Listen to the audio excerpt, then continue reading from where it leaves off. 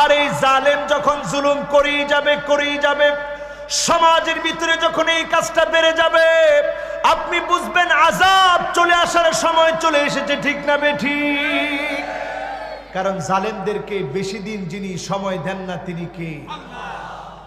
দ্বিতীয় নাম্বার আলামত আবু হুরায়রার, আমার থেকে এই আলামত না আবু হুরায়রা তিনি শিখিয়েছেন। দ্বিতীয় নাম্বার আলামত আইয়ুতা আল মুগওয়ি, যখন আপনি দেখবেন লম্পট, চাঁদাবাজ, দুর্নীতিবাজ, চরিত্রহীন ব্যক্তির পিছনে মানুষ হাঁটবে, আপনি বুঝে নিবেন জালেম জুলুম করছে, আর এই কারণে আপনাকেও শাস্তির সম্মুখীন হতে হবে, ঠিক না বেঠিক?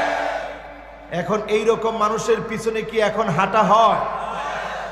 হয় বলেন হয়? একজনে কইছে বেশি হেতে হুজুরে বাজাই দিতে চায়।